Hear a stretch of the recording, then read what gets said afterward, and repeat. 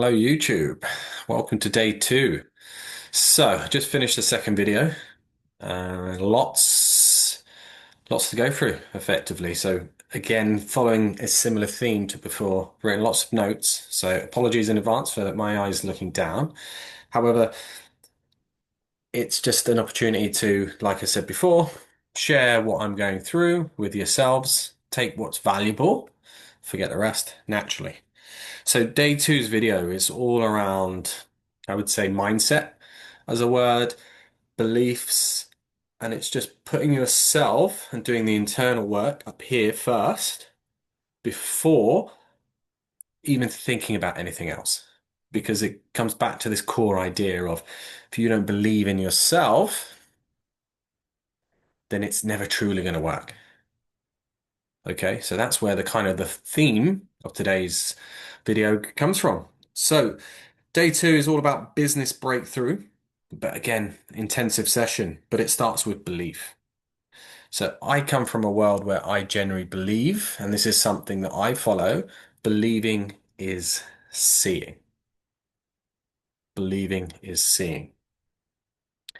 Appreciate we grow up in this world and we are taught and we learn the opposite. Seeing is believing. However, if we just pause on reflection and think about the reality of that and how we can implement that in today's world, from our perspective, it's this idea that I genuinely believe that if we were to simply see and then believe, there would be no growth, there would be no innovation, there would be no change. Because if you think about this, somebody somewhere has gotten an idea, gotten a thought, using their imagination, seeing or predicting something in their own thoughts. Okay. So you've got that image. So yes, to a certain degree, we are seeing. However, for that to come to pass, for that to be manufactured, to that to be created, for that to exist, we need to first believe. So think about anything, any kind of product that was invented. So a mobile phone, for example. Before the mobile phone existed, had you spoken about that idea, you would have been shot down straight away. Like, no, it's impossible, it doesn't happen, you're crazy, you're a lunatic. However, that person had to have that inner belief for it to come to fruition. Had to have that inner belief to ignore everybody else, to have that belief to keep showing up, keep doing what needs to be done to the point where they eventually create that. Then what happens is the world then sees and then they believe. So, what's the other example analogy that you might be able to relate to is the running, and it's the 4 minute mile. So, nobody in this world believed that they could run a mile in less than 4 minutes. Then there was a runner who decided in his mind and he believed, be it visualization, be it journaling, be it manifesting, be it training really hard, he set a goal with the view that he was going to be the first person to beat that 4 minute mile. Once he believed, he created that and he was successful. And as soon as he was successful, the world saw that. And then within the next week, the consecutive weeks after and after, another person done it, another person done it, another person done it, another person done it. Because they saw, which led to them believing. However, he had to have that initial belief for the world to see it. So hopefully I did a good job of explaining the difference there. And I think the big realization in all of these things, no matter what you're trying to achieve in your life, you need to believe. Because without belief, what do you really have? Because I have the understanding if you don't believe in yourself, you don't believe in your product, you don't believe in what you're creating, naturally, that's going to affect your output, your end product, your service, what you're offering. And you're probably then just going to lean into just copying somebody else. and you're already limited. The energy shifts, the feeling shifts.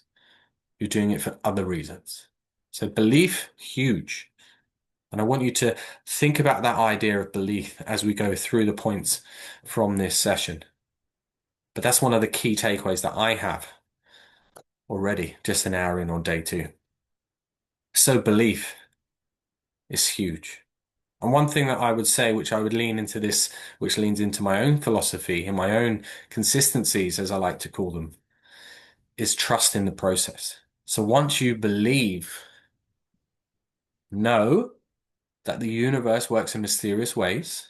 And yes, it's quite spiritual, but I'm definitely leaning into that path where we must keep showing up. We must keep believing. The world will present opportunities. It will present challenges. However, trusting the process, never giving up, always showing up. Trust the process. Know that the universe works for you, and our challenge is to live in alignment, keep showing up, keep believing in ourselves, and eventually knowing that the world's going to provide because it always does. Internal. And I think this is a big thing as well. So belief is this idea again of what I see speaking to most people and I see how they're out in the world is we're always looking in the wrong direction. Belief is the same thing. Everything that you do to be successful in your life as a person, what I would highly recommend to you is you look internal. How many times does the world tell us to go externally? So, what's your purpose? What do you want to do for a living? Where do you want to live? What car do you want to drive? All the answers to those, if you think about it, are external. And it almost implies this idea that you can just go around a supermarket and just pick them up, drop them in your trolley. But I would challenge that to the point where they are just materialistic things. And they come by a default once you start finding all the answers and you start looking in the right place, which is looking inside you, internal. Where does belief come from? It comes from within. Yes, you might get motivation. Yes, you might get inspiration. Yes, you might see things and think, wow, I want some of that externally. Sure. But then knowing that the world is designed to create want, to create desire, because that's how it's been set up, all the answers that you could ever find are just internal. And belief starts there. Belief is within you. And the sooner you start living on that page, living in that alignment, I guarantee things will start to shift in a direction that will lead to abundance, lead to many, many things. The words escape me. But no, that's effectively this idea of what we're trying to create here. Belief. Believe in yourself. Simple idea, isn't it? And I may repeat this. If you don't believe in yourself, who will? Think about that. So it's this idea again of just going back down to the notes here, but internal belief. We need that internal belief. We need to believe in ourselves before we even start to have that conversation with anybody external. So think about your business or your idea or your proposition. Imagine you're going to in front of an investor or you're going in front of a potential client. If you don't believe what you're saying, if you don't believe in your outcome, if you don't believe in your product or your program or your service, what makes you think they're going to believe in it? So it always comes back to this internal belief. Believing is seeing. How do we do that? There's lots of ways, lots of buzzwords, but it's that trusting the process, know your value, know your worth. And this is where there are lots of work around this idea of confidence, of self-worth, but knowing that we are all unique, we are all individual. And it's this idea I always say to people is when you're at your absolute best and you show up in that mode, who benefits? You, your family, your friends, your colleagues, everyone. Simple suggestion. If you turn up, show up as your best self, everybody benefits. So if we believe this to be true, then surely the real suggestion or the real consideration is how do I show up like that more consistently? Because we know it's to be true. We know it works. But again, it's that idea of being consistent, showing up, having the confidence, the self-belief, the desire to just do the simplest thing in the world, which is just be you. Because the reality is, nobody knows how to be you better than yourself. And we're all unique. Yes, we have lots of things in common. Yes, we go out to the world and we attract like-minded people. We like to hang out with certain things. There's lots of caveats to that to a certain degree. But the ultimate simplest truth is that nobody else knows how to be you. But when you are at your best, everyone benefits. And the only person who knows how to get you to that situation or to get you there consistently is yourself. And how do you get there? Just by being yourself. Being yourself. Just be, and enjoy it. Belief, being. Hopefully, this is resonating on some sort of level. So, going back to this, the greatest exists in all of us. So, the presentation leaned in, we saw a couple of videos. I'm just going to take a couple of the key words from the videos and we're just going to explore my interpretation of how I felt and what they mean to me under the umbrella and the caveat of mindset, thinking, belief, showing up.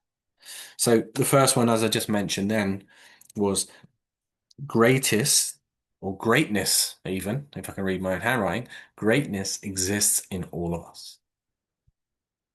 And that's the first thing to understand. That's the first thing to own. And that's the first thing to believe. Greatness. We are all unique. We are all great. There's lots of data out there in the world, but if you think about the percentage chance of you being in this moment, in this world, and you're a betting person, you're never going to win that bet. I promise you. The odds are outrageous. However, let's not worry about that too much and just focus on the fact that we are here. And it's a blessing. So are we sitting here being grateful? Are we sitting here feeling sorry for ourselves? Are we sitting here owning our ability to respond, our responsibility to accept that, forget the ego, forget what the world says, showing up, believing that I am here for a reason. And that reason is simply to be me. That's all it is. Show up, be me, choose to be grateful, choose to be happy, choose to show up as my best self, knowing that when I do those things, the world's a better place because everybody is benefiting. I really want to drum that core message as a key learning point from this video. So it kind of greatness exists in all of us. I believe that to be true. And I invite you to lean into that space. Even if it doesn't feel that way, just imagine and allow yourself, just think along those lines of if it was true. What if your greatness does exist? Often a nice train of thought is this, around this idea of your greatness, is often a limiting belief which stems from the idea that you have to work hard for a living. You have to work hard to be successful. Therefore, anytime that you find something to be easy, you're never going to appreciate that skill because subconsciously we're looking for things that are hard. Hopefully that makes sense. So let's say playing a musical instrument comes easy to you. You pick up a guitar, look at the notes, strumming away. Oh, effortless. The same time, if you've got a belief that I need to work hard for a living, I'm never ever going to think about making money from music because it's easy. Drawing, gardening, cleaning, teaching, singing, dancing, making things, DIY.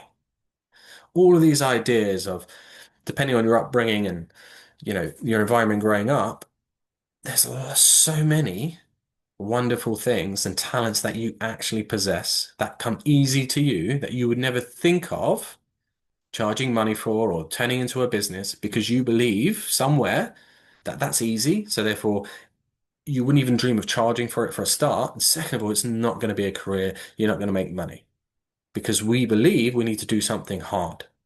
So we get into a job and we're like, oh, this is so hard. I've got so much work to do. It's going into, late nights, early starts, no sleep, this, that, and the other. That's the place where we feel that life has taught us that we need to be living in with this idea that we're now successful. Personally, I don't see the value in that. I don't necessarily believe that to be true. However, it's an interesting place to think, is my life like that? And what's the alternative? Because why are we starting any business? Yes, we love it. Yes, to make money. Yes, to be successful. But it's this, and we'll touch on this a little bit later, but it's this idea of what is that work-life balance? What does it look like? What does it feel like? What are we meant to aspire to achieve? Goes back to the idea we're only here once. You only live once. So let's make the most of it while we are here. And yes, there's lots of spiritual caveats to all of that, which we will definitely touch on at a later point. So the next one is who I am and what I believe. Who I am and what I believe. So, what's the idea, premise behind that? So, if you show up and own that idea of who I am and what I believe, they're the two simplest things and most important things on how you choose to represent yourself, choosing how you show up to this world. So I own who I am. I know my identity. I know my strengths, my challenges, what I enjoy, what makes me laugh, what makes me enjoyable, what makes me elevate myself to the point where I'm enjoying it and I'm being the best person I can possibly be. I know that. Yes. And second of all, any idea or any situation that I'm in, I believe to my core that that's the right thing to do. I'm going to do it. I'm just going to keep showing up for me. Really, really important. And it's that idea of also is how do we not overcomplicate things and put too many values, too many caveats, too many conditions, too many, requirements, and just keep things very simple. Because life doesn't need to be complicated. Well, the expression is, life's complicated enough. How do we keep things simple? Focusing our energy, forgetting the overwhelm. That can go for somebody else. How do we keep things simple? Simplest, I know who I am. I know what I choose to believe. It's a great place to start. This leads into to the next point, which is no shortcut to success. Huge, right? Think about that. No shortcut to success. We live in a world, in a society where everything now is instant. Yeah. I grew up, when it took you 3 or 4 days, dial-up connection to the internet to download one song. Now, if Spotify doesn't work within, I would say 10 to 20 seconds, people are complaining. Something's wrong. It's not quick enough. I need it yesterday. I need it yesterday. I know what this is all about. Growing up in London, everybody needs to be everywhere 2 minutes ago. There's not enough trains. There's not enough seats. There's not enough. We're always constantly chasing, chasing, chasing, chasing. However, that doesn't necessarily breed results because the one thing that we need to learn and understand and truly appreciate is that we need to be grounded. We need to be patient. And rather than focusing on the finish line, we need to remember how we get to the finish line, which is, in the simplest form, you just focus on the next step. Once you've completed that step, it's another step. It's another step. It's another step. Which I'm sure you all know to be true if you really pause and think about that. There's lots of analogies. Gardening's a great one. You plant a seed, you nurture it, look after the soil, you feed it, sunlight, music, positive affirmations, eventually over time, you're going to have this wonderful flower that's going to keep coming back year after year. Beautiful flowers. Let's say it's, I don't know, roses, for example. Or the alternative, we go for the shortcut and we just go to the local florist and buy some dead flowers. How long do they last? What's the effort? What's the growth behind that? What's the learnings behind that? Because we just keep going quick wins, quick wins, quick wins. How sustainable is that? How draining is that? How rewarding is that? Lots of things to think about there.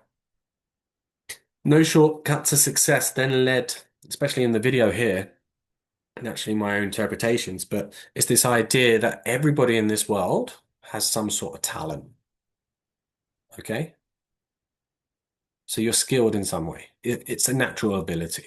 Yeah, there's lots of sports professionals out there that probably link to this example.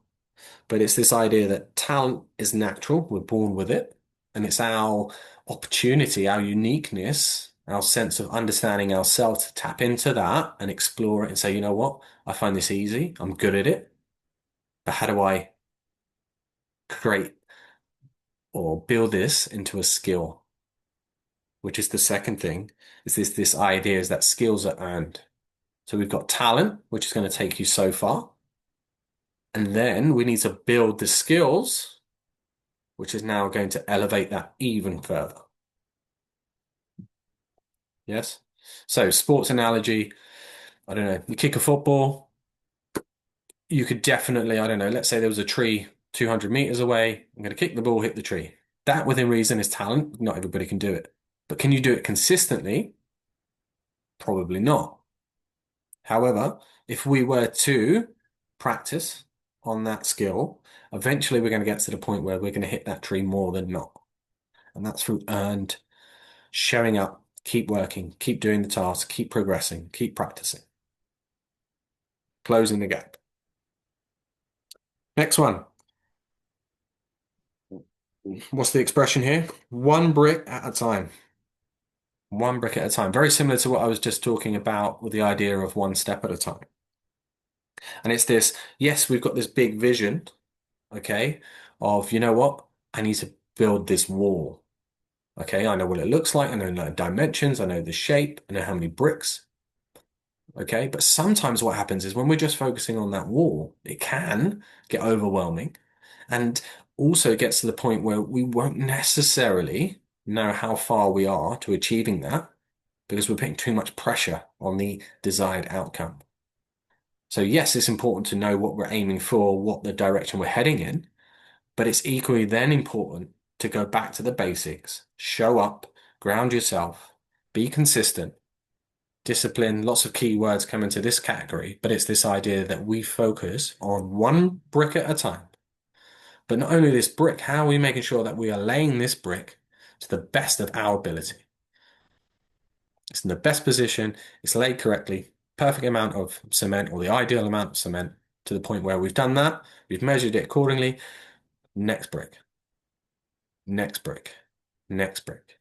And before you know it, if you were to follow this, create this routine, create this structure, create this pattern, the more you show up, more subconscious, more default it becomes, just behavior. The point where you will not have the wall, you will surpass that and you will have a house. You will have a, I don't know, a tower block. You will have a palace. You will have a kingdom.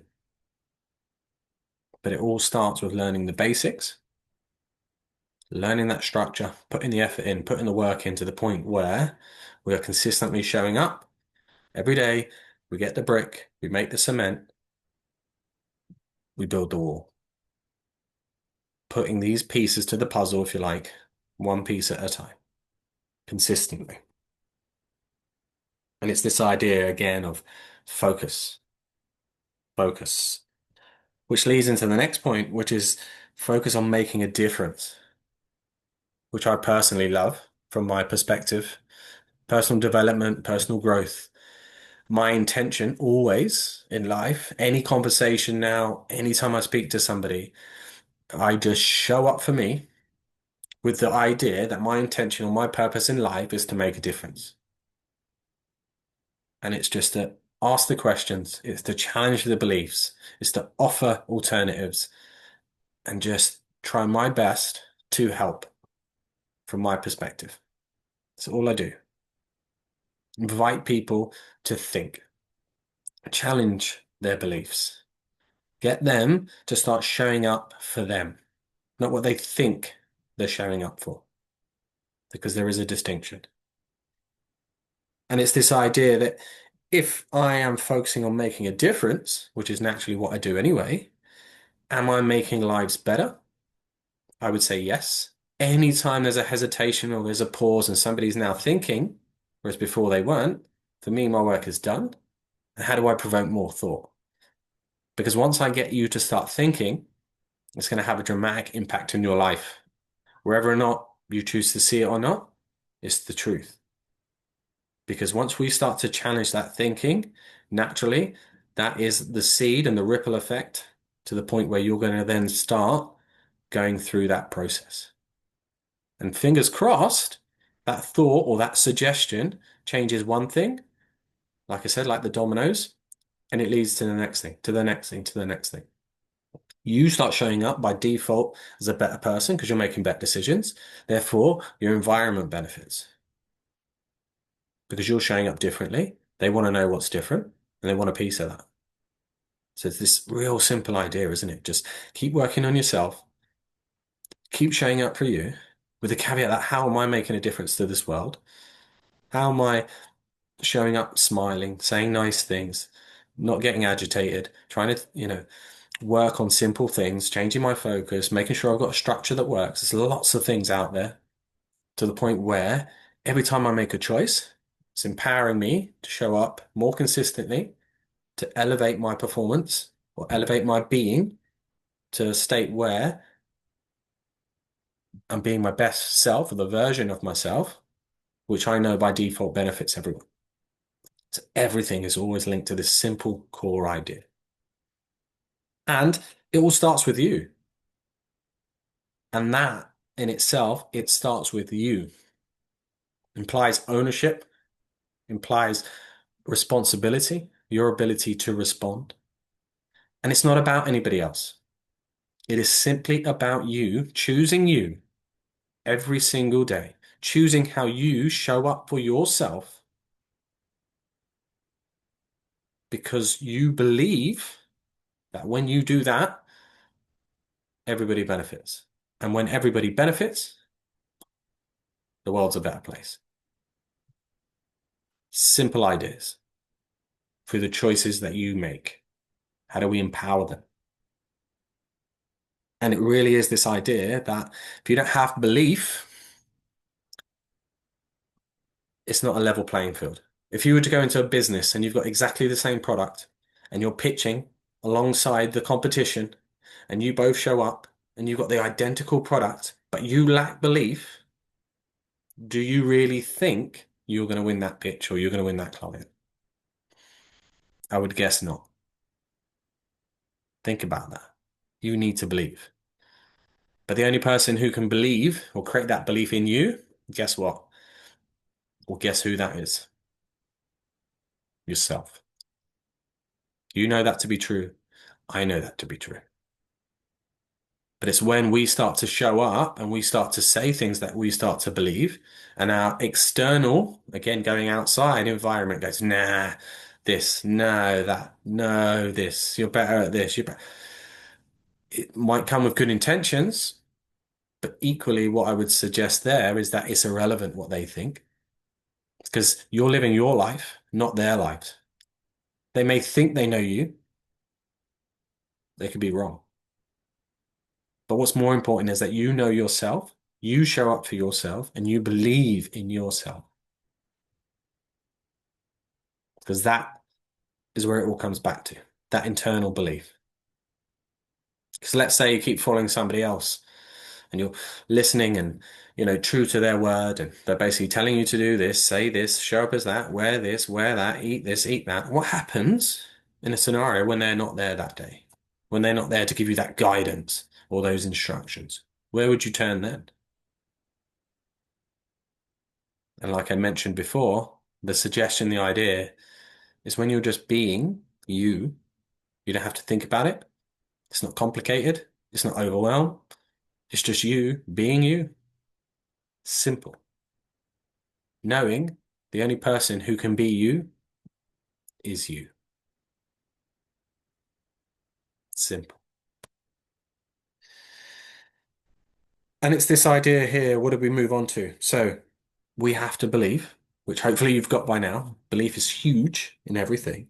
With the idea that plan A, plan B, plan C, anything that you set up, anything that you are trying to create, okay, the strategies and this, that, and the other, the most important thing of all of those is belief. Plan A is I believe in me. Plan B, I believe in me. Plan C, I believe in me. So when I believe in me and I'm showing up and I'm being consistent and I'm doing all the other caveats to it, it's almost, I would say, impossible to fail because you're just being you. Yes, plans can change. Yes, you can navigate slightly on your path, and it's all about experiences and learning and making mistakes and making progress. Of course, there are caveats to all of these things, but the core, simplest idea always is you need to believe in yourself. Believe. If you don't believe in yourself, like I say, you're starting at a disadvantage. It's very difficult to catch up. This then leads into this idea, yes, believe. Nothing is impossible. And there was a saying from one of the videos, which I think is fascinating, is this idea that there is no value in being realistic. You got to be realistic. I mean, if you think about the term realistic, what does it actually mean? You are in a place of belief, inspiration, imagination, creativity. You put this idea to the world and someone looks and goes, nah, you got to be realistic though. Where does this come from? And are they sharing in your belief or are they just showcasing their own fear, their own doubts, their own limitations? To add it again, creating this wonderful idea, you're putting it out to the world to get some feedback. We are judging our belief on the external response that we get,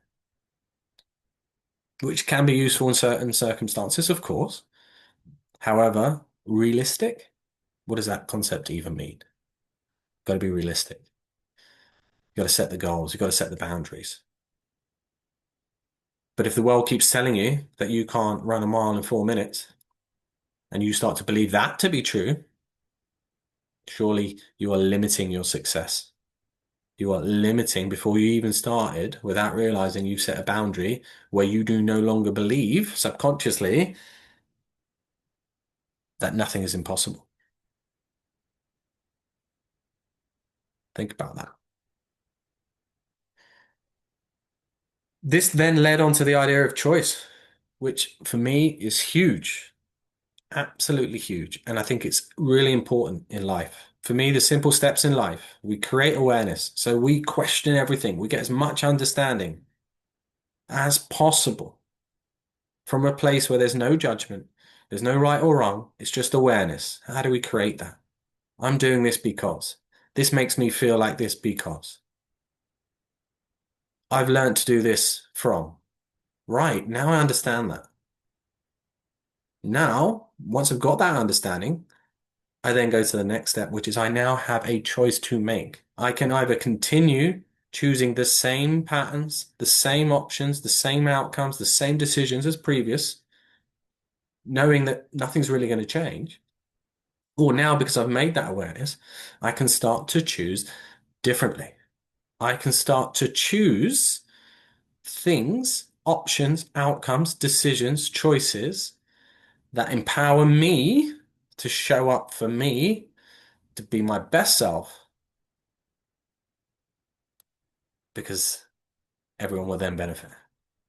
And it's that key word, isn't it? Empower. How do I make choices that empower me? Forget about the rest of the world. Empower me.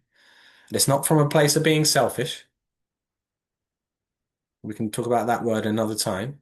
But it's that belief that when I empower myself and show up for the best of me, by default, everybody's in a better place anyway.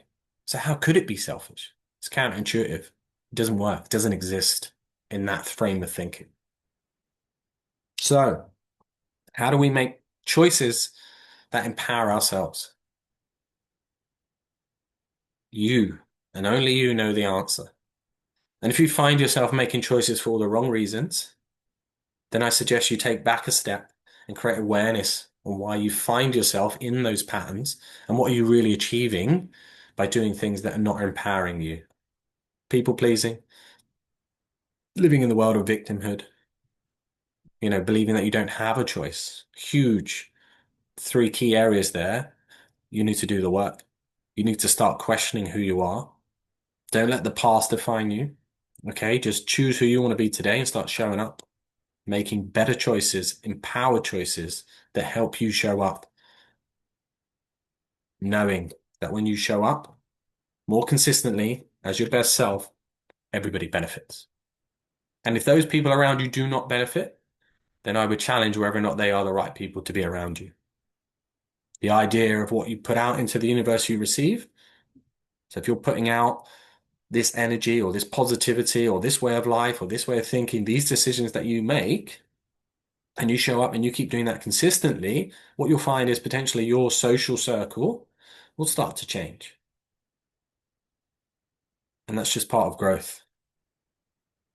That's just part of you now choosing to show up for you, elevating yourself to the next level, elevating yourself to the next attraction. You deserve it. And it sounds crazy, but it's the simple idea of making better choices, more empowered choices for you.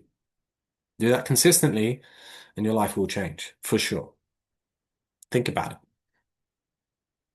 Next point, you really have to focus. So you really got to focus. So it's this idea, isn't it? We live in a world of overwhelm. Let me just look at my phone.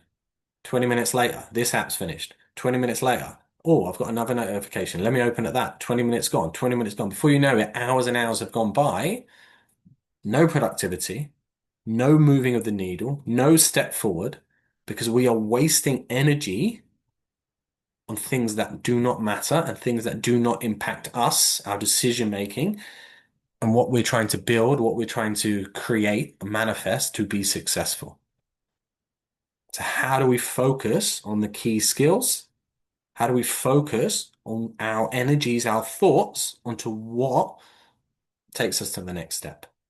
Yeah. Quick fixes. Naturally, we all have mobile phones.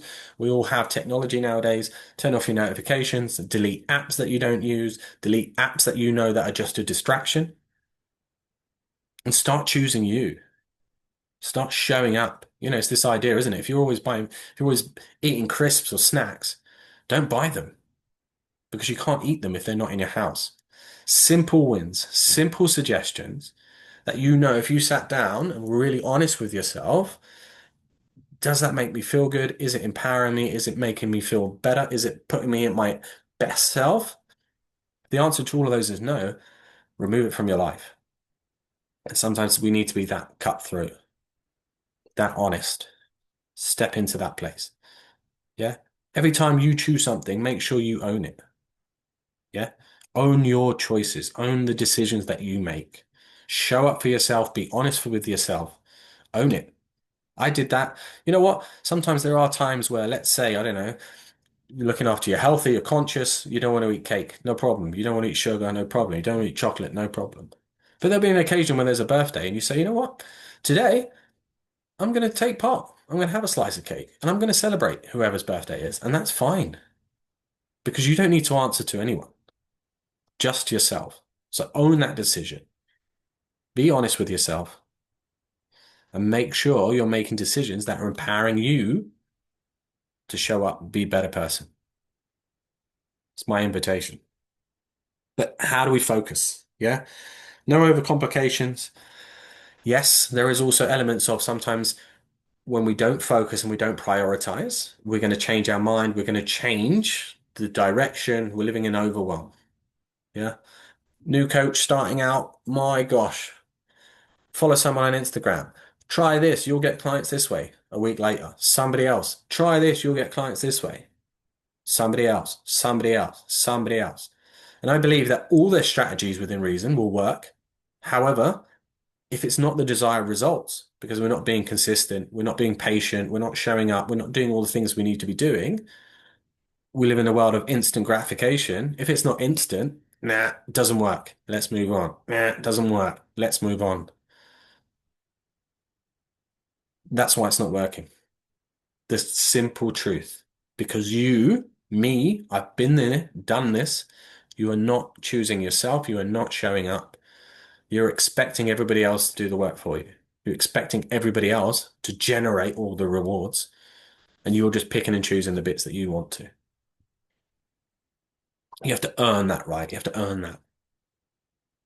You have to keep showing up every day, brick by brick, step by step.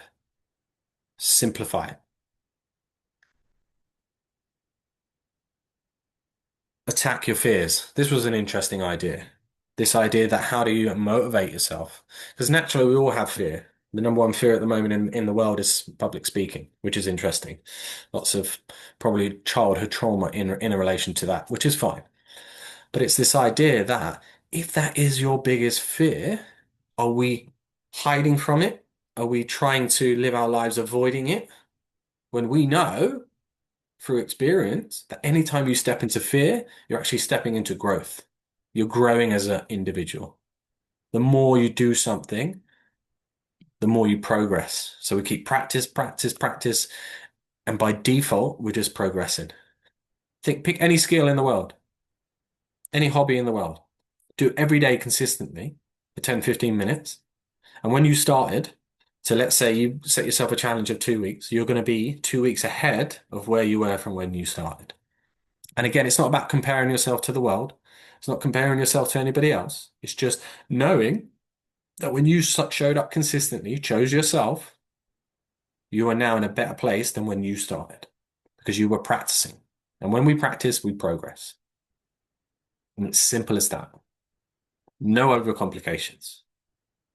But if we now channel that into the idea that we're stepping into fear, constantly going, right, how do I challenge myself? How do I grow as a person? How do I overcome these fears? And why do we want to overcome fears? Because they limit us. They limit our choices. They limit our decision making. And why would you want that in the world? When you know, and a lot of this is psychology to a certain degree, in the sense that all these fears live here. They don't live anywhere else. This video, for me, fear, step into the fear. Does the world want to listen to what I have to say? No idea. I believe I can change lives. I believe that this is going to be valuable to somebody. So I'm showing up. I'm practicing what I preach. I'm living in congruence because I believe I know to my core I am here to help in this personal growth, self-development, whichever label works for you. And I truly believe that my experience is going to help other people. So that's why I'm showing up. And I made a challenge and a what's the word? A promise to myself that I'm going to step into my fear. Me recording myself on YouTube, sharing it with the world, raw, unedited, no script, reading off a few bullet points. Crazy. Coming from a world where you can procrastinate and living in perfectionism and, oh, my logo needs to be here and what does my background need to be and what t-shirt am I wearing and have I cut my hair and, oh my God, can I swear? Can I not swear? It doesn't make sense. I've said too many times. Overwhelm, distraction, irrelevant. The idea comes from this. We can both watch exactly the same movie. We can both write a review from our perspective. And if you were to read both reviews, it would describe that movie very differently. And I've learned this over the years that when I sit here and try to offer value and I'm trying to dictate what you're getting from what I'm talking about, quite often it's an instant fail. However, when you get the review, when you get the feedback, the one thing that I didn't think was valuable, because that wasn't my intention at the time, they found extremely valuable. So, on reflection, creating awareness around this, I'm delivering value in my mind, okay? But I'm not putting the pressure on what that value is for you. You are the only person in control of that space. Understand the point? So you watch a film, you're in a certain, I don't know, certain presence, mindset, situation in terms of depending on how your day is. You're watching that and you're taking certain parts to it. If you were to watch that film again 2 weeks later from a different perspective, you're now going to take a different opinion, a different thought, a different value from that film. Yeah. How many times have you watched a film and you go, oh, I don't remember that, or I don't remember him saying that, or I didn't see that before? Because often we're just lost in our heads. And we see something on the screen, we go, wow, that really resonates. And then we kind of tune out or tap out for a little while and just play that, reverse that over in our heads and how it relates. So we miss that bit of the movie. And then we come back into it slowly. So then when you watch it again, that bit you missed before because you tapped out, all of a sudden that now rings true. And you're like, whoa, I didn't know that was there. If you don't believe me, give it a try. Choose one of your favorite films and just watch it. Give it a week, watch it again, and let's just see if that experience rings true for you too. Next point, be willing to die for the truth. Be willing to die for the truth. So this seems quite extreme. Anywhere, anytime you mention the word die, you're like, whoa, death. Naturally, another fear. I think it's the top three fear, dying. But it's knowing that if we eliminate the ego, it's just a natural course of life. And yes, when you start talking about spiritual, going in reincarnation and energies and so on and so forth, it's a complete different conversation, different outlook, different thought process. And we start to then lean into the acceptance that this is inevitable. I can't change it. The only thing I can try to influence is how that experience unfolds through the decisions that I make, often making choices that empower me. Consistency, the truth. But let's lean into this a little bit more. So be willing to die for the truth. Truth, consistency. For me, you're always aiming for the truth. I find this one of my key values is honesty. So how do I show up honestly? How do I show up that consistency to the point where I tell people what they don't want to hear? Tough. Don't talk to me then. Don't raise that conversation because I'm just going to tell it how it is without the consequence of, you're not going to like me. We're going to fall out as a friendship. We're this. I'm just being true to me. And if you value me as a person and what I offer in our relationship, then you have to accept that that's part of it. I'm just going to show up, truth. And I appreciate that even now, as I'm reading this out, don't really think I've hit the nail on the head with that one, but that's okay because sometimes in life, we don't have all the answers. I'm not sitting here telling you that everything I'm saying is truth. They're just suggestions, and you take what works and you ignore what doesn't. Really simple. Let's not overcomplicate things. So, this idea of being willing to die for the truth, showing up consistently, not sure if that works for me. It's probably a sentence that I wouldn't choose to use because I don't understand it in the right context. So, you're more than welcome to send me your feedback and your thoughts on what that means for you. The second one, or I keep saying second as if they're numbered. They're not, they're just bullet points. Next, protect your dream. Protect your dream. Now that sounds nice. That's got a nice ring to it. Can I resonate with that? Can I understand that? Do not listen to people who do not believe in you. And we touched on this earlier, isn't it? So you've got to protect your dream. If you're at home, you go back a few years, and I don't know, aeroplanes don't exist, and you've got this belief that you can create a machine that's going to fly us over the Atlantic Ocean, and the world's telling you it's not going to happen. It's not going to happen. You're a madman. You're a lunatic. If you do not protect that dream, nobody flies. Simple. Because you've let them step into your world and crush your dreams, crush your belief. This is why belief is so important. If you've got that vision, you've got that understanding, you've got that knowing inside, And it's this idea again, bringing back to ourselves, why are we here? What's our purpose? It's always inside. And the only person who can find that and feel that, more importantly, is you. Once you feel that emotion, don't hide it. Start sharing it with yourself consistently, day after day, choosing you. Choose you. Keep choosing you. Yes, it's good to have that vision of the wall and go, right, but how do I show up? What does that look like? How do I get my bricks? How do I lay them correctly? Next day, next brick, next brick, next brick. Showing up. Do not let anybody destroy your dream because the world will not be a better place for it. To put it into concept, this might work for you. I say this quite often to people who believe that the world is saturated and there's too many people in the market and blah, blah, all this nonsense, all this disbelief. Okay. So pick a subject in the world. Let's say personal development. There are only five speakers in the world, only five people in the world who talk about personal development. Okay. Let's say that's true. And then I say to you, do you like those five people? Because if you don't, you're out of luck. Okay? If you do not like those five people, what is the likelihood, despite the benefits that you're going to get, that you are now going to show an interest in your personal development? I don't know this for fact, naturally. However, I would say the percentage is likely that you are never going to lean into that space of personal development because you simply do not resonate with what those five people are saying. Okay? Now, imagine that person listening to this call right now, they're starting to think about this idea of belief, and they're saying, you know what? I have got a story to share.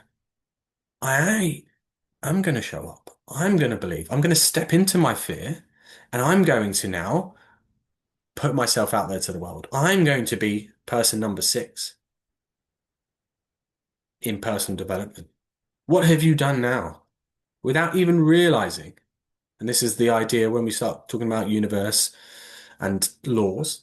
I'm now putting out my energy with my belief system, trusting the process, knowing that when I do that, by default, my audience is already waiting.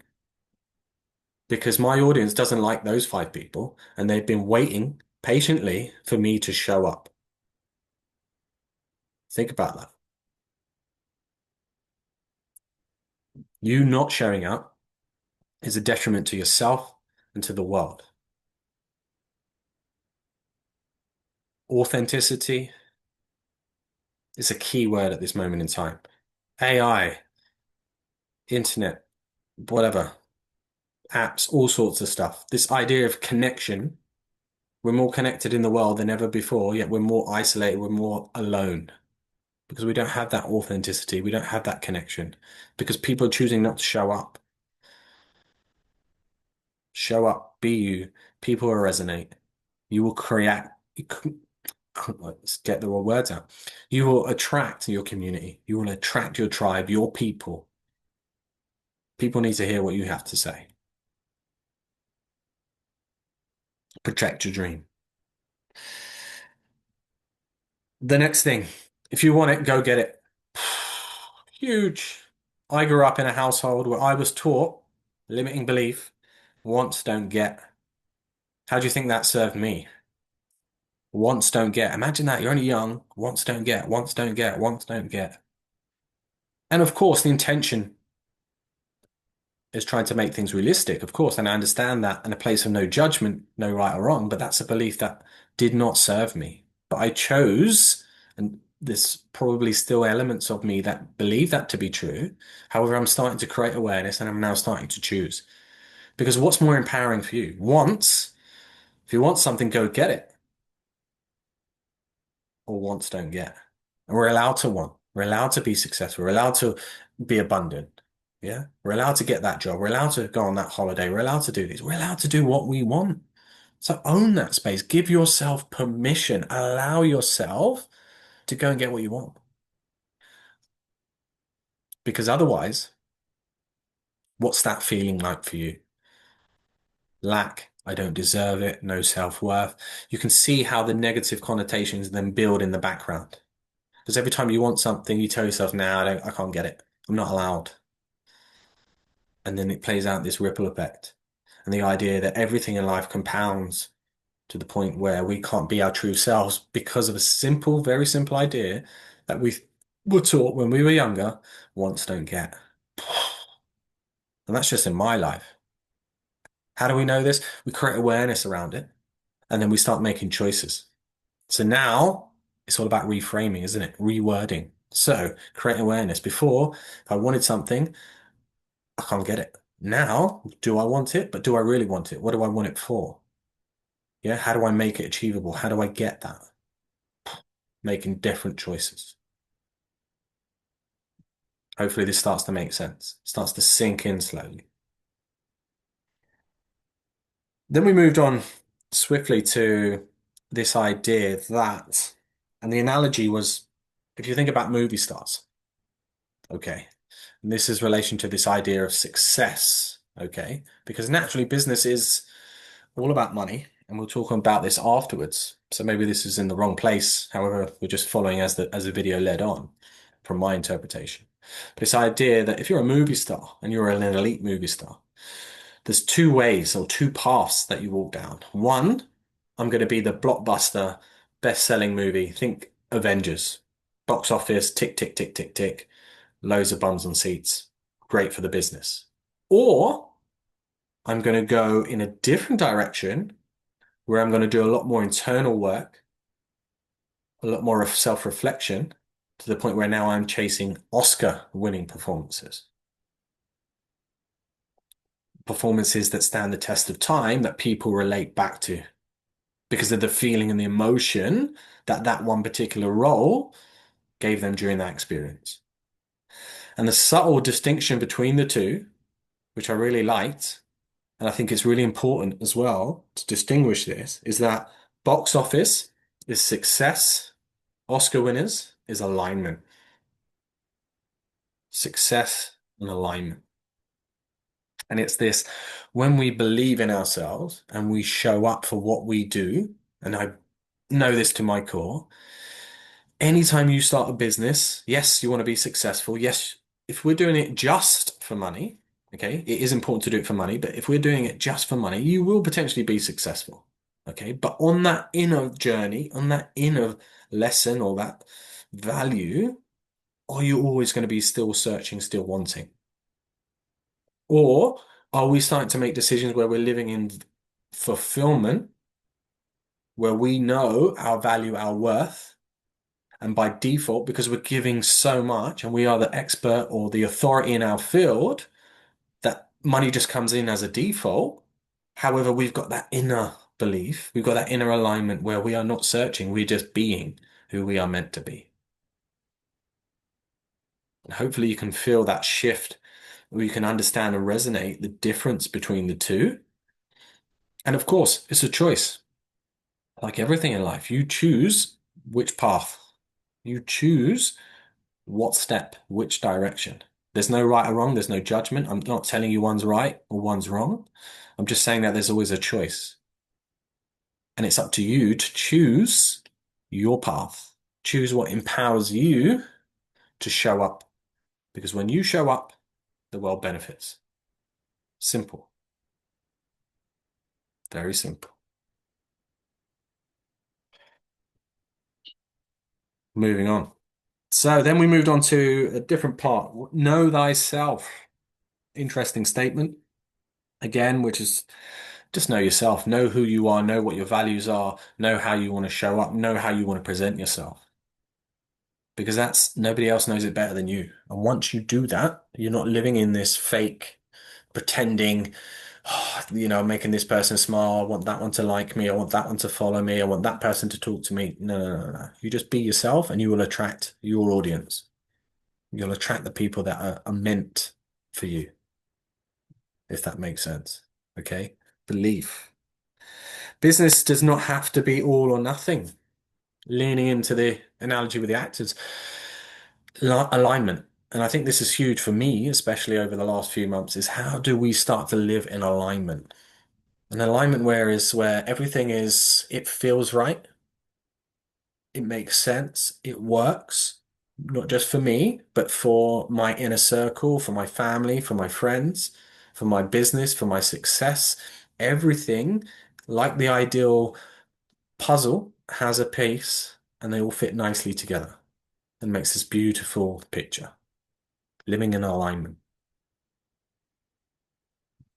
We can achieve it if we focus our attentions and we start to make choices to allow that to happen. So it's this idea, there is again this idea in the world that it's all or nothing. However, it's that idea, how do we bring that together? Work-life balance, I think, is a big one. And how do we come to realizing this idea that work and life are not actually separate, okay? And it's that idea that they actually go hand in hand, and it's the suggestion that we work at everything in life. We work at relationships. We work on ourselves. We work in our careers. We work in our jobs. We work with our clients. We work with our friends. We work with our dot, dot, dot, dot, dot. It continues.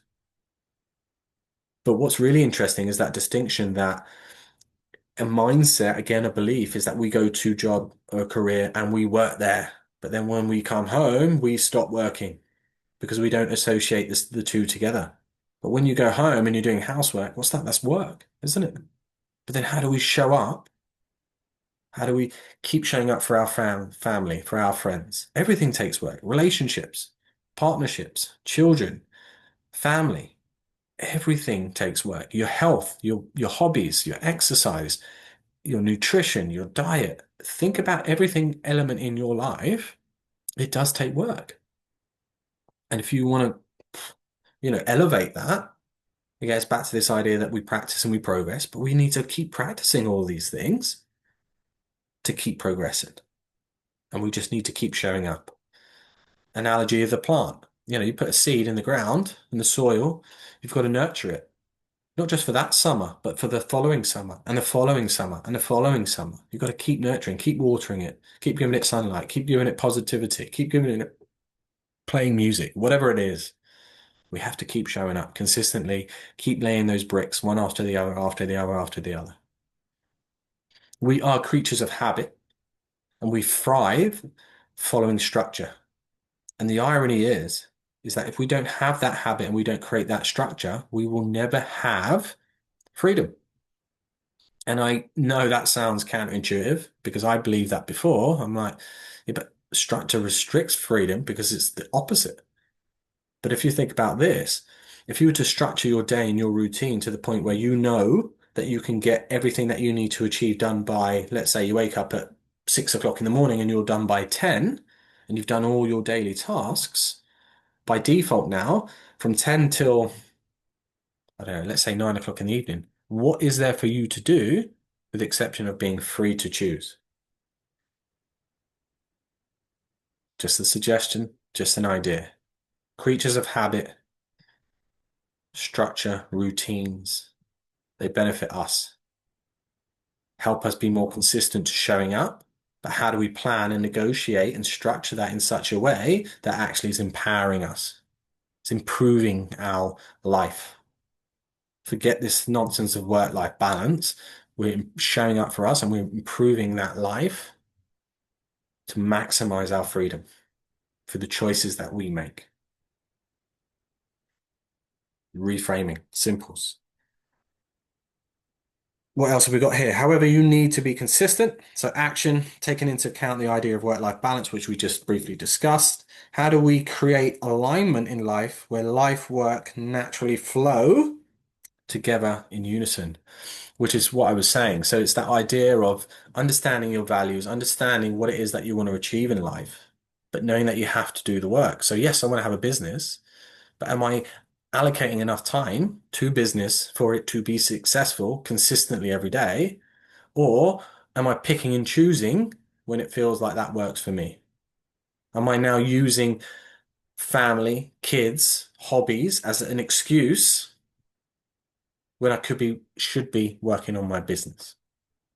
Again, it's the choices that you're making, the structure that you're putting into place. So if I said to you that every day you wake up at 6 o'clock, 6 till 7, that hour, non-negotiable, is only allocated to you working on your business and nothing else, and nobody's allowed to interrupt you. Do you think your business is going to be further ahead in 2, 3 weeks' time, as opposed to if you just pick and choose when you feel ready, or pick and choose when life currently allows you to work on that? I think you know the answer. Empowered choices, showing up for yourself, creating consistency through the choices and the structure that we're putting into place around our lives. That's an invitation for you. Okay.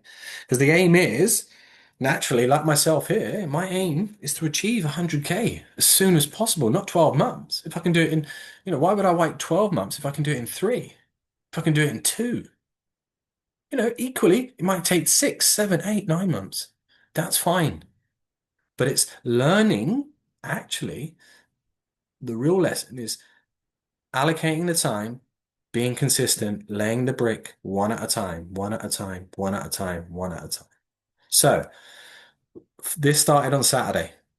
Watched my first video, wrote my notes, decided that I'm now going to make myself accountable because I'm going to record this and upload this on YouTube. Yesterday, Sunday, lots going off with the family. There was no time. That's okay. I'm not harsh on myself. I'm not being realistic. I'm not giving up. Monday, watch my second video, write my notes, record this after the video. Showing up, making time to choose to do this, trying to create that familiarity, trying to create that habit, trying to create that consistency that is going to drive me and my business forward.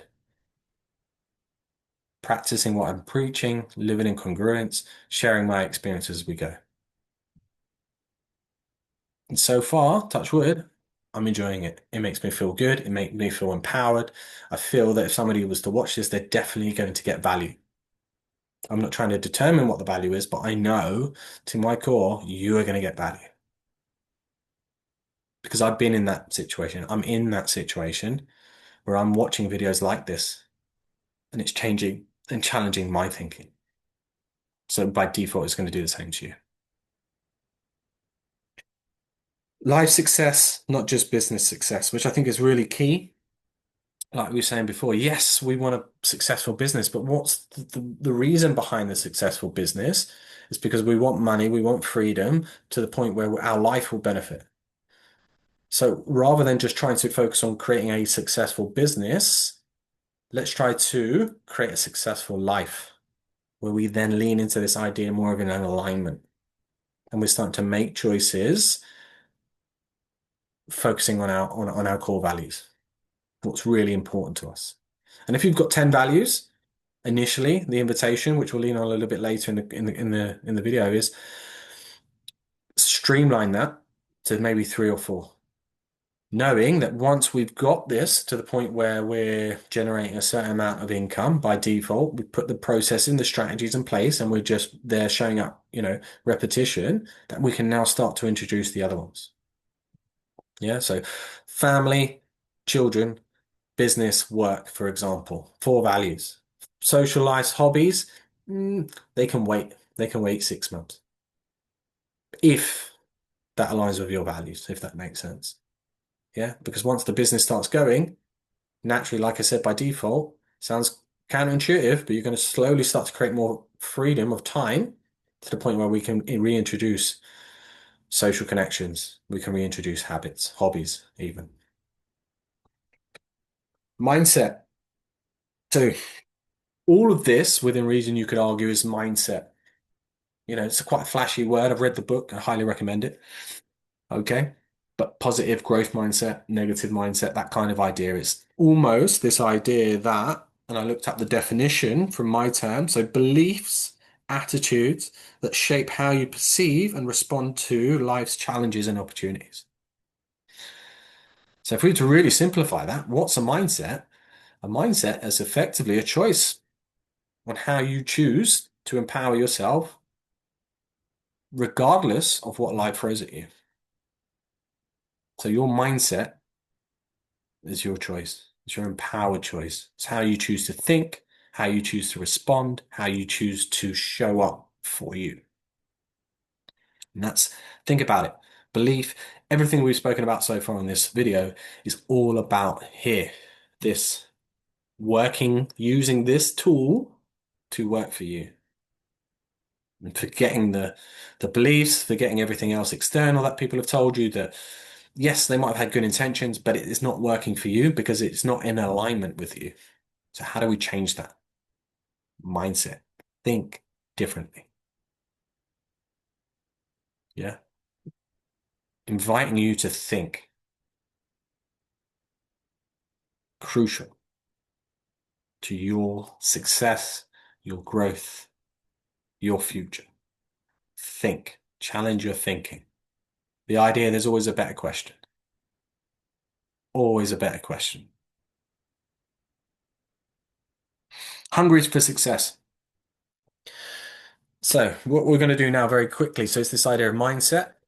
And then how do we now caveat some certain key characteristics or bullet points or affirmations or whatever you want to call it, goals, hungry for success. We need to be hungry for success as a mantra to the point where when we're hungry, we're going to find food. We need to eat. Our body needs to sustain itself. So it's that hungry for success. And I would say even one step forward, hungry for growth. Depending on which avenue, which path you're coming in at this, we want to grow. We want to be successful. So they almost go hand in hand. Okay. But it's that if I'm not hungry, I'm not finding my motivation. I'm not searching for food. I'm just going to sit there because I'm okay. Yes. Another interesting concept is this idea that when we're hungry for something, yes, and we want to succeed because we are in a position that we don't like, by default, we're trying to create that pressure loosely in a positive perspective where we're leaning and we're using that as motivation to achieve something. Yeah. So the best example I have of this is when you were studying for exams. Okay, you've got an exam on the Monday morning. You haven't done any practice, any I don't know, what's the word? You haven't learned anything, you haven't read through your books, you haven't revised. That's the word I was looking for. So then the night before the exam, you put yourself under pressure to make sure you show up before the deadline.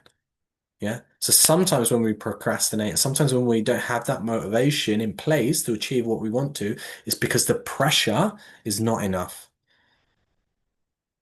So that's a little tip there. How do we increase the pressure to the point where we're now going to work towards to overcome that, to achieve our desired outcome? Yeah. And it's this idea that we're just focusing on that success. Because, if we're not hungry for success and we don't want to grow, this is the other thing, create awareness again, is what's the alternative to that? I'm creating a business, but I don't really care if I'm successful, and I don't really care if it grows. What's the point in the business? What's the predicted, path? How successful do you think you're going to be? How long is it going to last? Hunger, success. Think about the belief. What is it that this business is offering? Why am I creating it in the first place? Yeah. Which leads on to the second point, which is money motivated. And I am living proof. I came into the coaching world with the belief that I did not want money. I'm not doing it for money. I'm just doing it to help people. And although the core elements of that is true, don't live in that space. Don't. Because when you start to get spiritual and you start thinking about the universe and putting out what you receive, every day I was putting out into the universe, I don't need money. I don't need money. What do you think the universe gave me? What was the default response because of that? Debt, stress, panic, you name it. The list is endless without going into too much detail. Flip it, create the awareness. Okay. Am I creating a business that needs to be successful? Of course. Am I hungry for success? Of course. Am I hungry for growth? Of course. So therefore, by default, I need to be motivated by money. Okay. And this is potentially a limiting belief where money is a bad thing. It's not. It's not evil. It's fundamental for the work that you're trying to achieve. Yeah. But the caveat to this on how I reframed it for myself is that I need money. It's the relationship that give and take, give and take, give and take. I can't just keep giving and not taking because that's not how it works. We need to give and we need to take. Yeah. So now I'm taking. I'm setting up to the point where, you know what, I'm going to give you so much value, but I'm taking. Because what I realized is one, money, yes, the world revolves around money. I need money to feed my kids. I need money to show up. I need money to pay my bills. I need money, to pay for the internet. I need money to buy books. I need money to go on courses. Yeah, I need money. But equally, how I repurpose that money and give back is really important. So if I'm coaching people one-on-one, minimal, nothing incoming, how many people can I help on the simplest form? I'm limited without even starting to the capacity of time in that week. Okay. Whereas now, let's say that because that's where we all have to start. Okay. But now I'm generating that income, but I'm now choosing to reinvest that income into paid advertising, to retreats, to group coaching events, okay, to webinars, to the point where I am now being able to leverage that income to support and speak to a bigger audience, by default, helping more people. So you see that my intention and my original goal was coming into this world to help people without the money, yet it didn't work because I pursued it as if it was a negative when it's not. You're allowed to earn money. Money makes things easier and it feels good. So if it feels good and makes me feel empowered, there's no better feeling that, if you go out shopping and you want to buy a gift for something for somebody, you're not looking at the price tag, you're just buying for them, making them feel good. Why not step into that space? Why not feel like you don't deserve to be there because of the value that you're offering?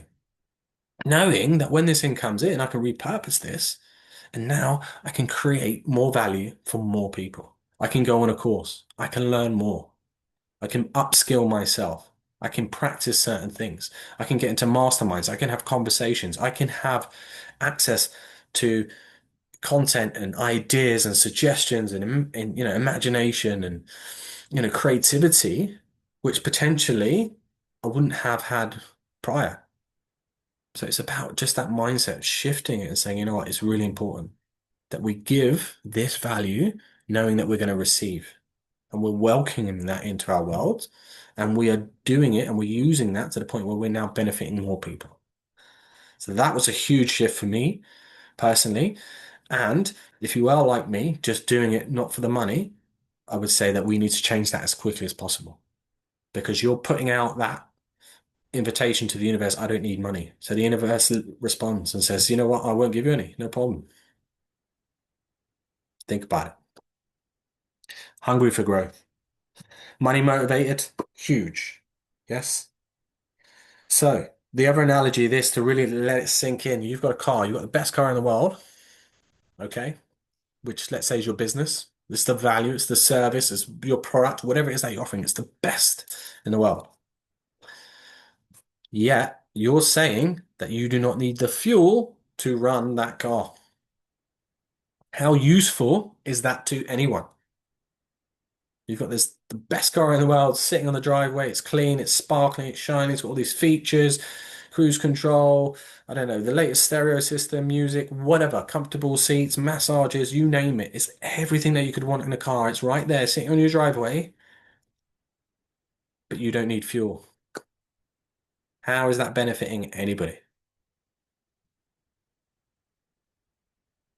See the shift. We need the fuel. We need the fuel. And it's okay.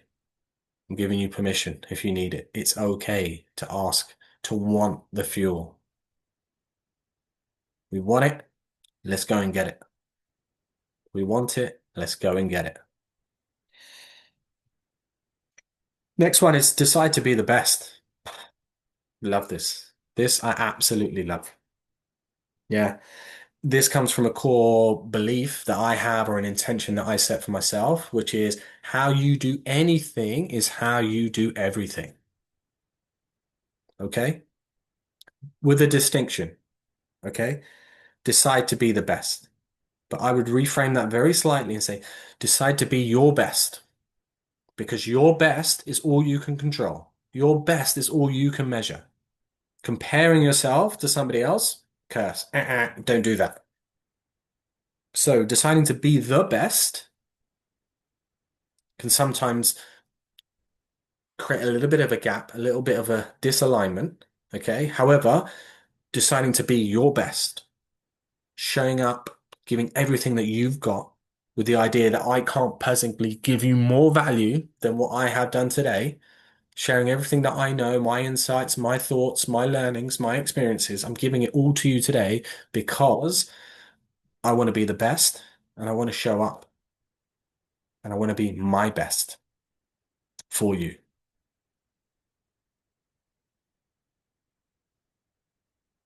Think about it. What does that actually look like? So if you agree with that suggestion, what am I wearing? What does my hair look like? What does my makeup look like? How do I present myself? How do I talk? Do I remember people's names? Do I listen?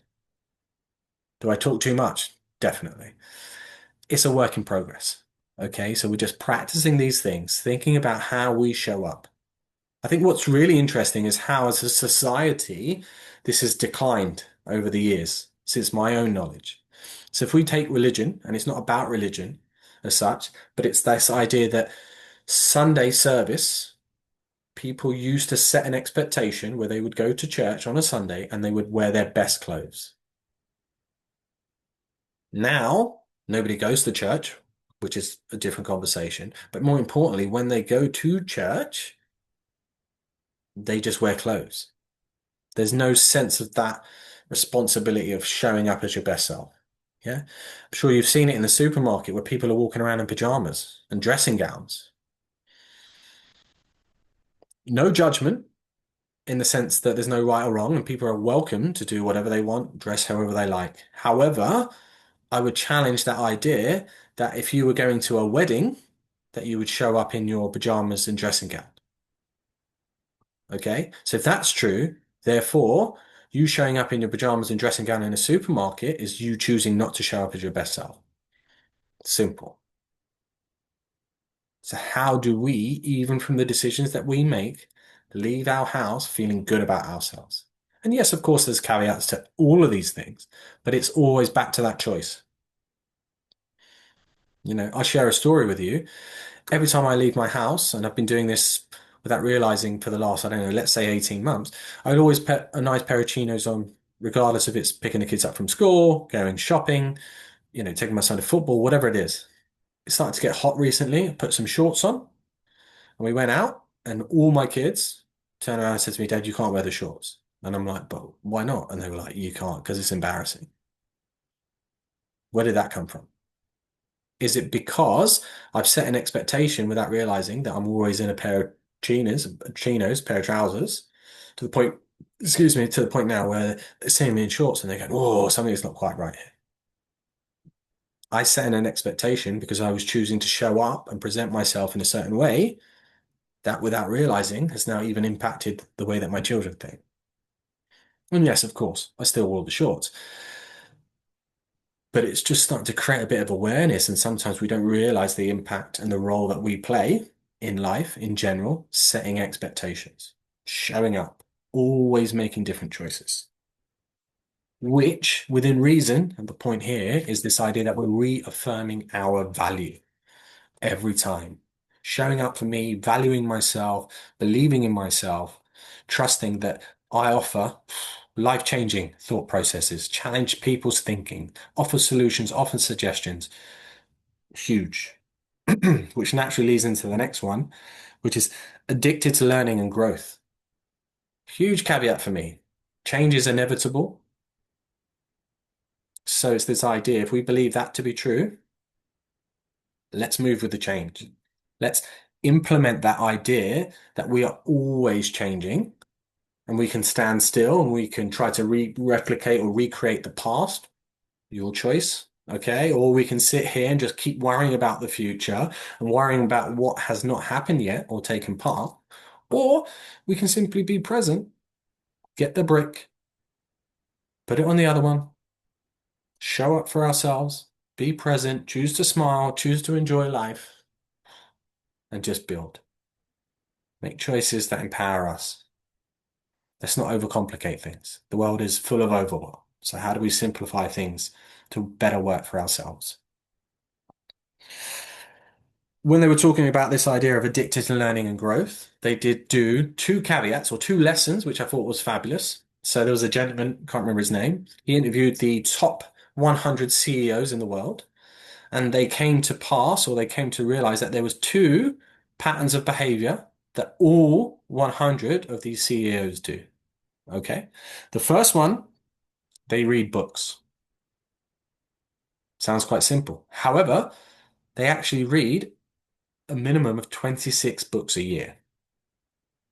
So, first question is, whoa, do I read? Yes. Do I read consistently? Not as often as I would like. So this is a huge opportunity because what happens when we read? We're showing up for ourselves, but we're learning, we're challenging our creativity, we're using our imagination, we're starting to really build that inner belief, and we're creating good habits. Because every time we're reading, we're going in here. Yeah. Every time we're watching a TV screen, we're going externally. Yeah, we're just waiting for what they are going to show us next. Equally, books, and they did mention this on the call as well, is this idea that an audio book effectively is the same sort of principle. Okay, because you're listening and you're downloading that content, you're thinking in your head what's coming next, as opposed to waiting to be shown. So that's the one thing. Read more. I encourage you to read. Tell yourself that you read books. Don't set an expectation. Don't set a time limit. Just buy a book, read it. Create that habit, remove the resistance, start doing it consistently. Yeah, even if you just one book in a year, you're going to learn more, in 5 years if you keep that momentum, if you don't read at all. It's the simples, it's the maths. Think about it. And the second one, which I thought was huge, which I think is very good, and I think this happens with routines and habits, and it's more common nowadays in terms of different labeling, but they all schedule time to think. I live in a place where I challenge and invite people to think. The top CEOs or 100 CEOs in the world schedule time to think. I know how powerful it is. I know the value that it offers. Yeah. There's an expression, I can't remember the person who I learned this from, where the key magic to anybody's problems is solitude, where you literally sit down for half an hour, no distraction, no pen, no screens, nothing. Just sit there for half an hour and just think. So solve all your problems. Thinking. Again, it's that simple. How do we ground ourselves, be patient, think? We're not after the quick wins, the quick instant gratification. We're after what works and compounding it and building on it and practicing and progressing. How many times have you heard this expression? I don't have time to think.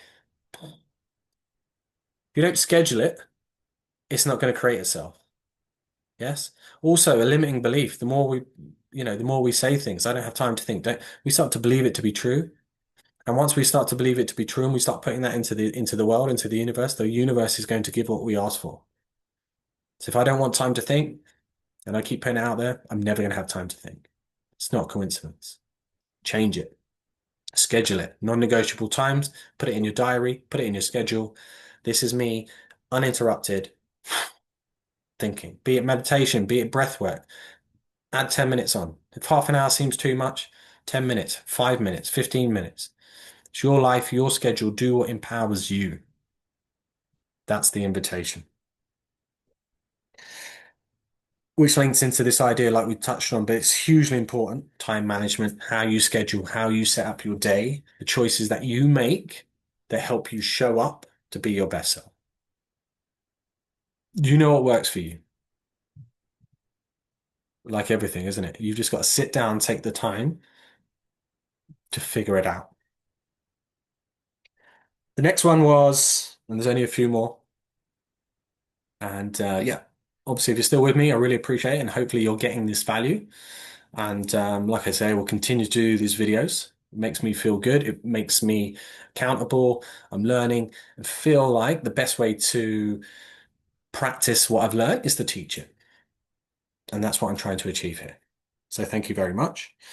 Take extreme ownership. It's all about me. It's all about you. There was a song, isn't there? All about you.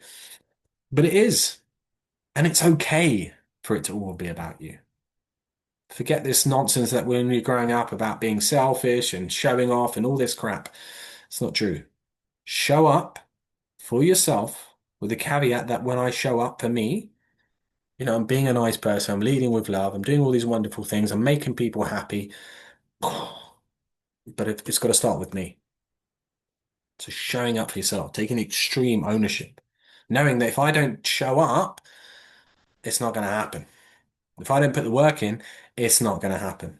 Right? I'm guilty. Guilty as charged. When I've started this coaching journey myself, I went, you know what? How do I get things quick fix? How do I hire a company and give them all my money in exchange for clients? Guess what happened? It didn't work because they didn't show up for me. Yeah. And I was naive enough to just sit there and wait and allowed it to fail because of the beliefs that I told myself. Whereas now we've got to flip it. We've got to take ownership. We've got to take extreme ownership and know everything about our business, all the ins and outs. Make sure that it's successful, make sure that it works. And it's only at that point when you start to then potentially delegate and start to hire people and so on and so forth. But you need to know, well, my recommendation to you is need to know that everything about it, all the ins and outs, even the bits that you don't like doing, needs to be done. You need to show up, extreme ownership.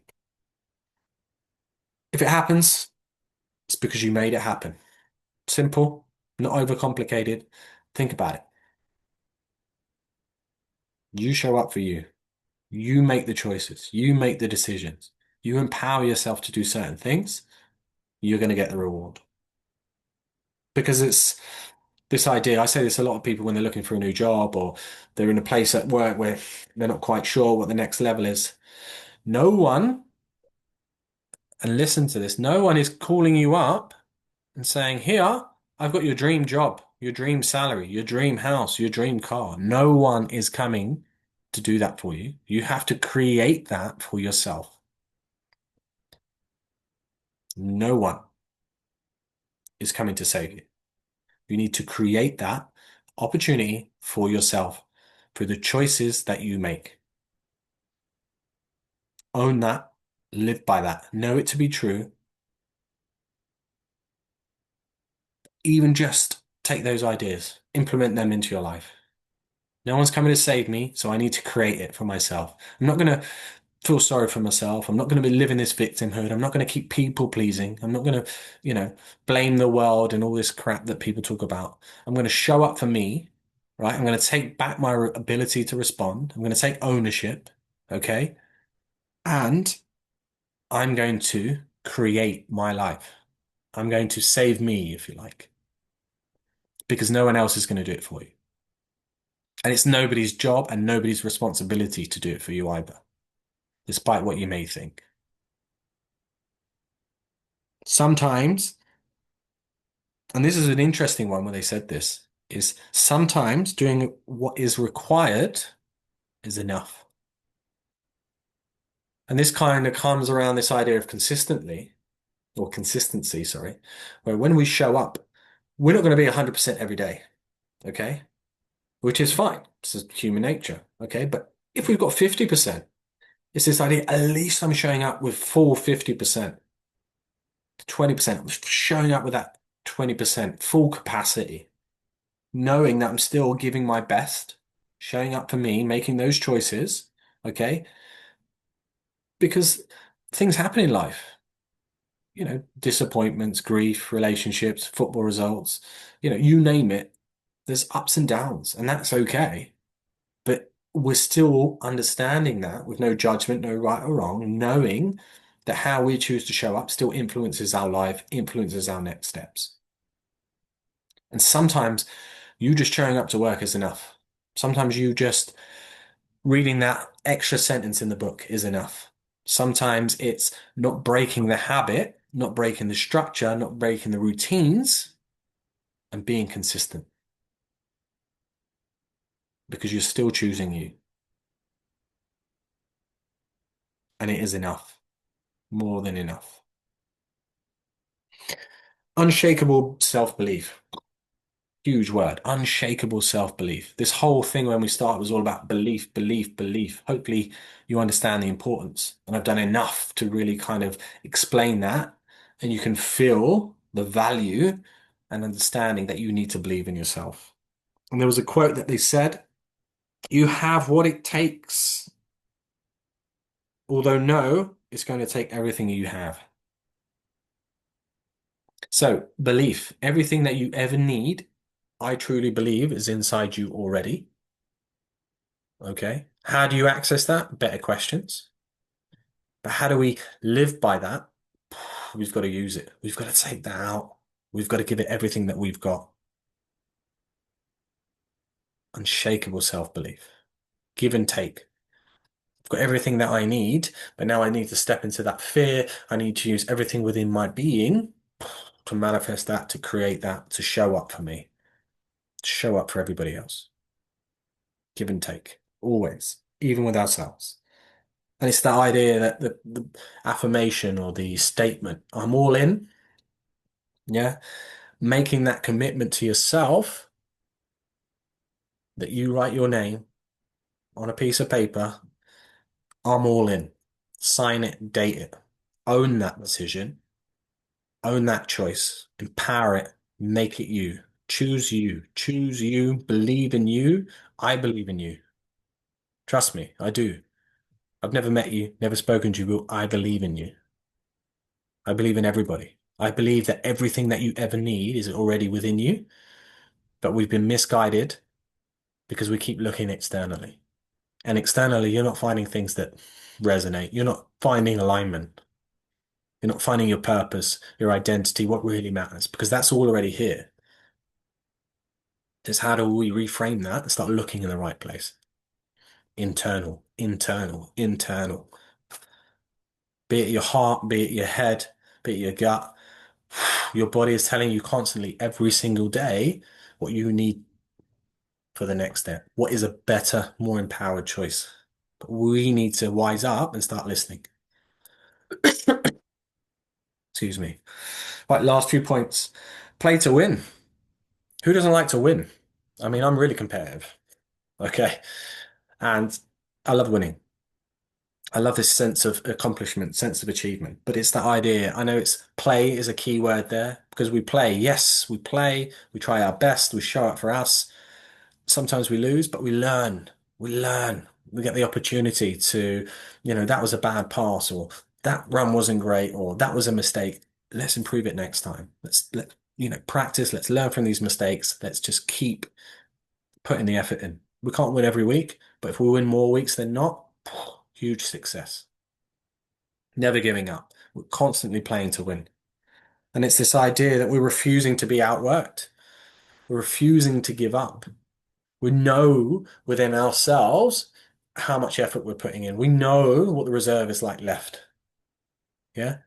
But equally, we're not pushing ourselves to the point of failure, although some people would potentially lean into that space, causing injury.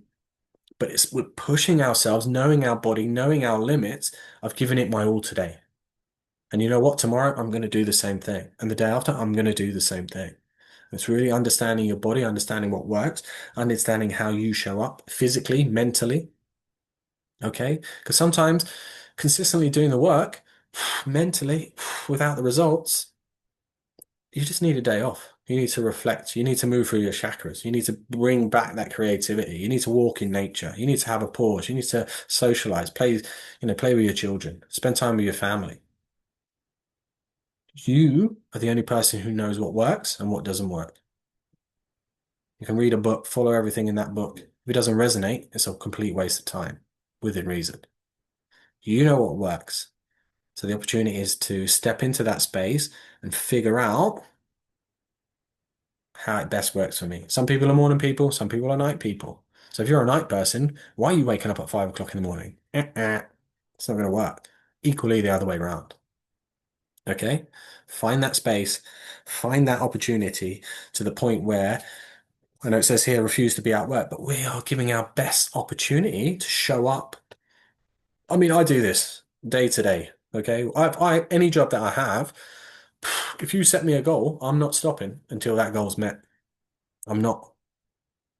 But the interesting thing for me and the experience I'm going at the moment is how do I take somebody else, that external goal, that programming where I will help somebody else achieve their own goal. Okay. But yet when it comes to myself and my own goals, I'm like, nah, it's okay. Nah. And it's about shifting that motivation, shifting that realization that I need to achieve my goals. Because the sooner I achieve my goals, my alignment goes up, my money goes up, my success goes up, my freedom ultimately goes up. And what am I working towards? Helping you, yes, of course. That's my purpose. But it's also that what am I doing it for me from that perspective, if you understand what I'm trying to say? Create the awareness, making better choices. The analogy I put down here at the time was this idea of just keep swimming. Yeah, just keep going. Just keep swimming. Just keep swimming. I'm sure you've seen the movie. Just keep swimming. Forget about the noise. Forget about the comparison. Forget about the overwhelm. Forget about the success. Forget about the failure. We just keep swimming. We just keep showing up. Showing up. We had a big win. So what? Keep going. We had a massive loss. So what? Just keep going. Just keep swimming.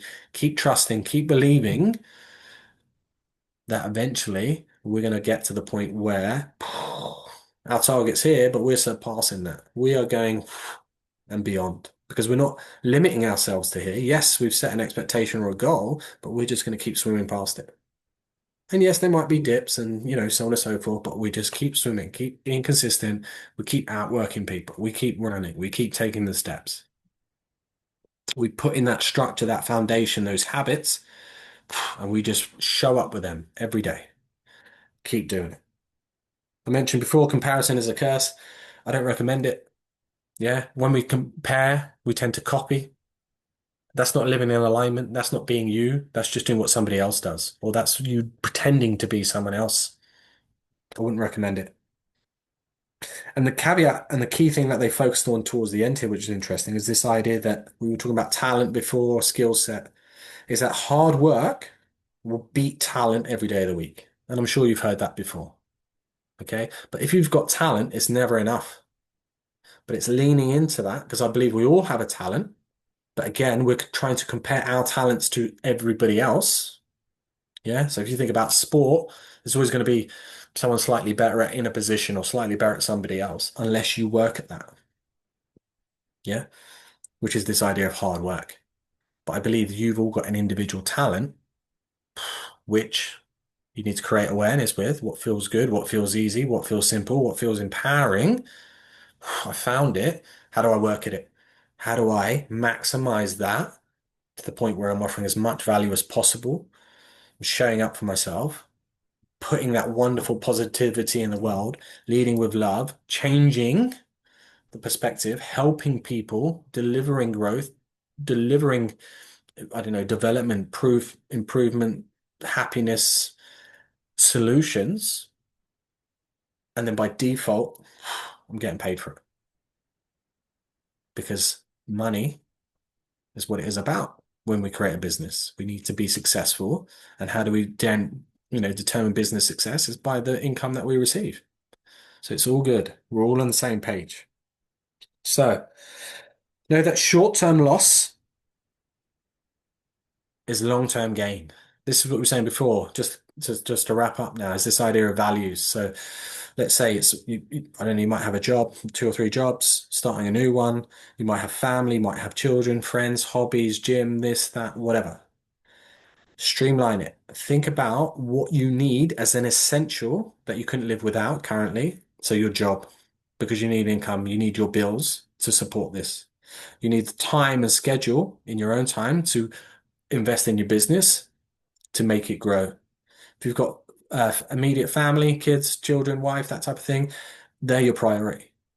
Friends, hobbies, I don't know, gym, fitness, yes, elements of that you could still incorporate. However, what I would say is they can all take a back seat 4, 5, 6 months. Reintroduce yourself at the level that you want to be at.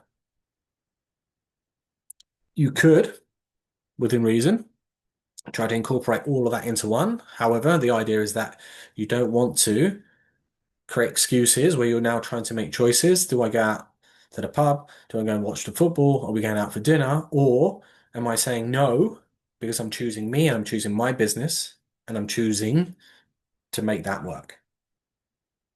And again, there's no right or wrong, it's just a different choice. But do the choice that empowers you to be you and show up as the best as you can be.